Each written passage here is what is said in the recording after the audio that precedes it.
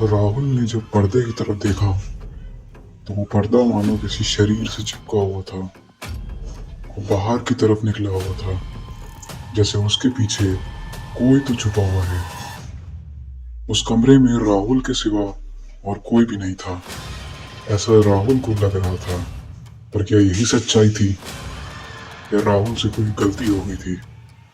Welcome back to this channel Midnight Darwaza, जहां हम और आप मिलके किसी ऐसे ही अनजान गुमनाम सी खोई हुई कहानियों को वापस जिंदा करते हैं, जो वक्त के साथ इस दुनिया में कहीं दब गई हैं। कहानी शुरू होने से पहले मैं आपको बोलना चाहूँगा कि अपने हेडफोन्स लगा लो और रिलैक्स होकर लेट जाओ, क्योंकि स्टोरी में मज़ा आने वाला है।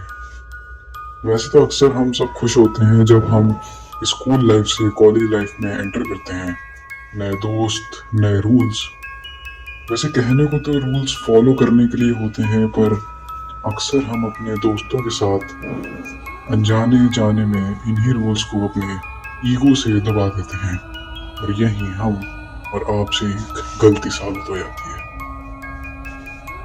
आज की कहानी बेस्ड है राहुल नाम के एक बच्चे पे, जो हाल ही एक एंट्रेंस एग्जाम क्रैक करके कॉलेज जाने वाला था।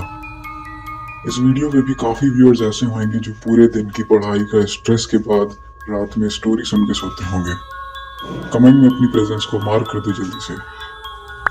आप सब भी रिलेट कर पाएंगे कि रोज रोज की पढ़ाई इंसान का शेड्यूल कितना हेक्टिक और बोरिंग बना देती है। रोज रोज वही किताबें, वही पढ़ाई। राहुल भी हम और आप जैसा ही एक मामूली सा एस्पायरेंट था, जो दिन रात किताबों के बोझ से दबा रहता था। अपनी जिंदगी की आधी टीनेज लाइफ दांव पे लगा के बेचारा राहुल 19 की एज में वो एंट्रेंस एग्जाम को क्लियर करके एक कॉलेज में फाइनली एंटर करने जाता है। कॉलेज बहुत फेमस नहीं था, क्योंकि राहुल की जो रैंक थी वो उतनी अच्छी नहीं थी, तो उसको शहर से दूर एक अंडर कंस्ट्रक्शन एरिया में एक कॉलेज अलॉट हुआ। पढ़ाई से परेशान बेचारा राहुल मानो इन सब से भागना चाहता था, तभी उसने ये कॉलेज एक्सेप्ट कर लिया। वो अनजान था अपनी इस गलती से, जो बाद में उसको कुछ ऐसा दिखाने वाली थी जो आज हम और आप सुनने और महसूस करने के लिए साथ आए हैं। कॉलेज जहाँ था वहाँ आबादी ना के बराबर ही थी। वो एरिया हाल ही में अंडर कंस्ट्रक्शन हुआ था, जहाँ पहले मीलों मीलों तक जंगल और उसमें रहने वाली अनसुनी कहानियां बसेरा करती थी। इसी हॉस्टल में एक रूम था, रूम 404। ये रूम जिस फ्लोर पे था उसकी विंडो से एक पेड़ दिखता था, जो जिम्मेदार था इस फ्लोर पे होने वाली सारी एबनॉर्मल एक्टिविटीज का। किस्मत का मारा राहुल को कोई रूम ना खाली होते हुए यही रूम अलॉट हुआ, और हर बात और एहसास से अनजान राहुल अपना सामान लेके कदम रख देता है रूम 404 की दहलीज पे। इस कॉलेज के हर सीनियर को इस बात की मालूमात थी कि इस फ्लोर से गुजरने से उनको घबराहट होती थी, मानो कोई चीज उनको यहाँ से जाने से रोकती हो। और रात को अकेले गुजरने की हिम्मत तो वहाँ के स्टाफ भी नहीं करता था, स्टूडेंट्स क्या चीज है। हर स्टूडेंट जो उससे मिलता था वो उसका नाम पूछने से भी पहले उसका रूम पूछता, और रूम जानने के बाद उसको बोलता कि भाई रात को खिड़की से कोई भी चीज उस पेड़ के पास मत फेंकना। और स्टोरी के एंड में आप भी जान जाओगे कि राहुल भी इन्हीं सीनियर जैसा बन जाएगा और बाकियों को भी यही बोलने लगेगा। राहुल मानो फ्रस्ट्रेट हो गया था ये सब सुन सुन के।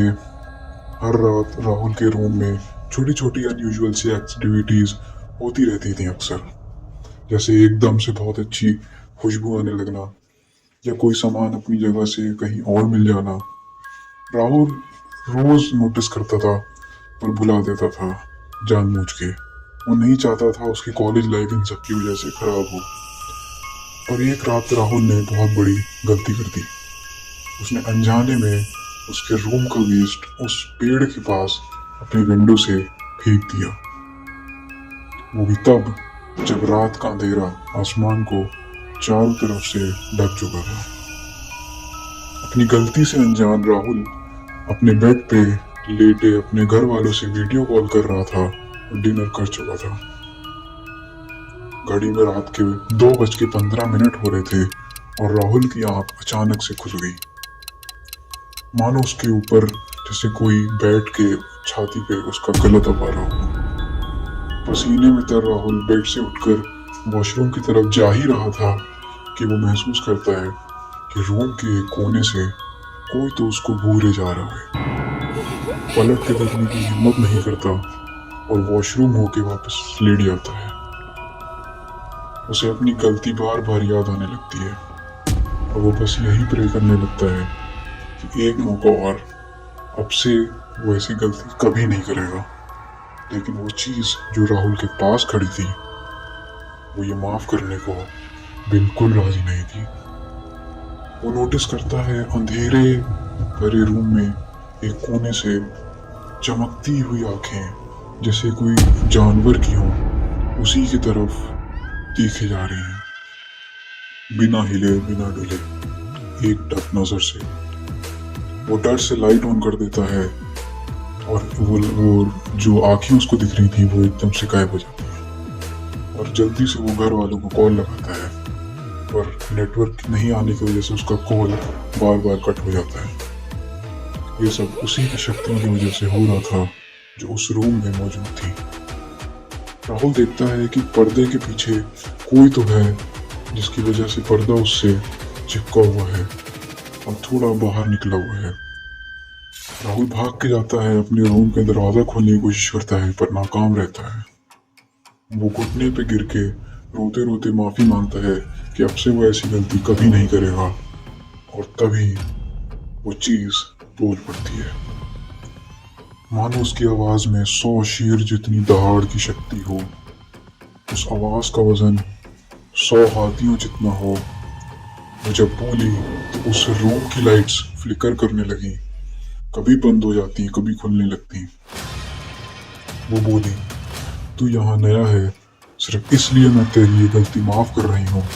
आइंदा मेरे घर को तूने गंदा करने की कोशिश की तो इसका अंजाम खुद सोच लेना।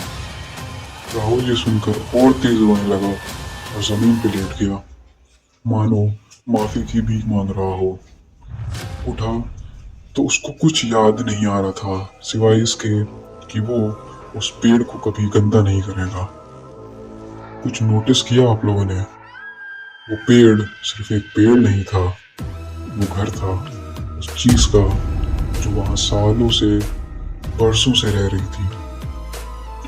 उस दिन के बाद से राहुल ने वो गलती कभी नहीं की और वो भी उन सीनियर्स की तरह फ्रेशर्स को बोलने लगा कि उस पेड़ की तरफ कोई कूड़ा मत फेंकना। अगर थोड़ा भी डर लगा हो तो वीडियो को लाइक कर दो और चैनल को एक सब्सक्राइब दे दो ऐसे ही और मिस्टीरियस अनसुनी कहानियों के लिए। Thank you for watching the video.